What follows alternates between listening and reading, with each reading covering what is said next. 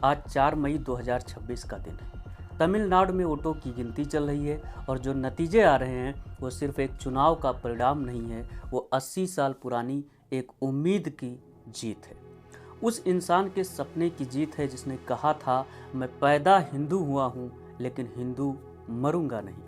एक तरफ डीएमके जो 50 साल से सत्ता में आती जाती है, एक तरफ है एआईडीएमके जो खुद को दलित पिछड़ों का रक्षक कहती है, और बीच में एक नई ताकत तमिलगा वेट्री कजगम यानी टीवीके, जिसकी पहली ही राजनीतिक सभा में डॉक्टर भीमराव अंबेडकर की तस्वीर सबसे ऊंचे स्थान पर लगी थी। मैं आज आपसे यह सवाल पूछना चाहता हूं, क्या विजय थलपति की टीवीके पार्टी तमिलनाडु में सरकार बना सकती है? और अगर बना सकती है तो क्या यह सिर्फ एक फिल्मी सितारे की जीत होगी या यह होगी बहुजन आंदोलन की सबसे बड़ी राजनीतिक विजय? पहले तमिलनाडु को समझते हैं। तमिलनाडु 234 विधानसभा सीटें, बहुमत के लिए चाहिए 118 सीटें, कुल आबादी लगभग 8 करोड़। और अब सुनिए एक ऐसा आंकड़ा जो आपको हिला देगा। तमिलनाडु की विधानसभा में जीतने वाले कुल 1234 उम्मीदवारों में से 97.65% उम्मीदवार ओबीसी, एससी और एसटी वर्ग से आते हैं। ओबीसी 75.76%, एससी 20.66% और एसटी 1.21%। यानी तमिलनाडु भारत का वो राज्य है जहां बहुजन समाज सिर्फ वोट देने वाला नहीं है, बहुजन समाज यहाँ सत्ता चलाने वाला है। और यही वो ज़मीन है जहाँ से 100 साल पहले पेरियार ईवी रामास्वामी ने कहा था, जो जाति में विश्वास रखता है वो इंसान नहीं है। यही वो ज़मीन है जहाँ तमिलनाडु ने 69% आरक्षण लागू किया, पूरे देश में सबसे ज़्यादा। और यही वो ज़मीन है जहाँ आज एक नया तूफान आया है, जोसेफ विजय चंद्रशेखर। पूरी दुनिया उन्हें जानती है थलपति विजय के नाम से। भारत के सबसे बड़े फिल्म सितारों में से एक, 100+ फिल्में, करोड़ों फैंस, लेकिन विजय कोई आम फिल्मी नेता नहीं। याद है एमजीआर, वो भी पहले सिनेमा के थलपति थे। याद है जयललिता, वो भी पर्दे से निकलकर राजनीति में आई और 6 बार मुख्यमंत्री बनी। लेकिन एमजीआर और अम्मा दोनों ने एक एक करके अपनी पार्टी बनाई, अपना जनाधार बनाया, गठबंधन की बैसाखियों के बिना, और आज विजय उसी रास्ते पर। अक्टूबर 2024 विल्लुपुरम जिले के विक्रवंडी में विजय ने अपनी पहली राजनीतिक सभा की, और उस सभा में जो 5 तस्वीरें लगाई वो थी के कामराज, पेरियार, विलू नरियार, अंजलाई अम्माल और डॉक्टर भीमराव अंबेडकर।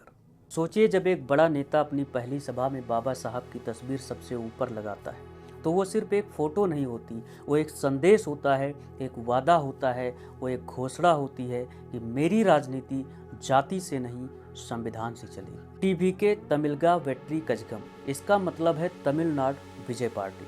इनका झंडा है लाल, पीला, हरा और नीला। लेकिन एक बात जानते हैं आप, इस झंडे पर बीएसपी ने आपत्ति जताई थी। बीएसपी यानी बाबा साहब अंबेडकर की विरासत को आगे बढ़ाने वाली पार्टी, मानवर काशीराम साहब की विरासत को आगे बढ़ाने वाली पार्टी। टीवीके के झंडे में हाथी जैसा प्रतीक था और बीएसपी ने कोर्ट में केस किया। लेकिन सोचिए, जिस पार्टी का प्रतीक बहुजन आंदोलन से जुड़ा हो, क्या वो महज इत्तेफाक है या ये कोई गहरी विचारधारा की झलक है? विजय ने अपनी पहली सभा में कहा था, हम द्रविड़ राष्ट्रवाद और तमिल राष्ट्रवाद को अलग नहीं करेंगे। ये दोनों इस धरती की 2 आंखें हैं। और सुनिए, टीवीके का सबसे बड़ा नारा क्या है? विरोधी जात, यानी जात का विरोध।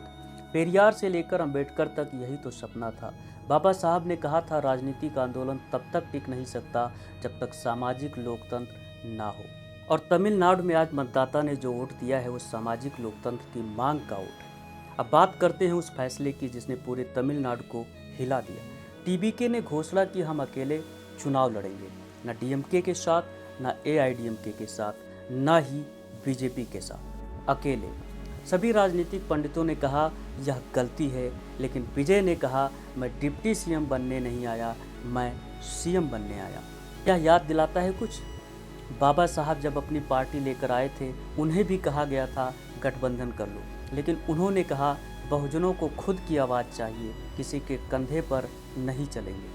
और अब देखिए नतीजे क्या कह रहे हैं। आज 4 मई 2026 सुबह 8 बजे से गिनती शुरू हुई।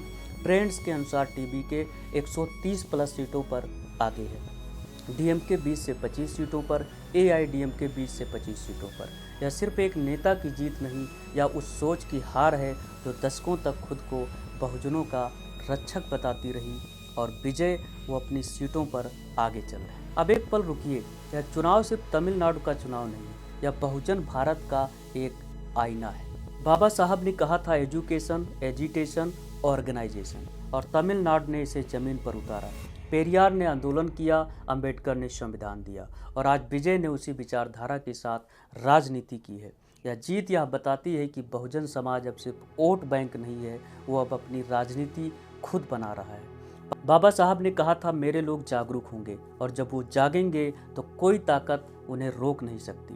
तमिलनाडु आज जाग गया है। अब आगे क्या? अगर टीवी के बहुमत लाती है, विजय मुख्यमंत्री बनेंगे।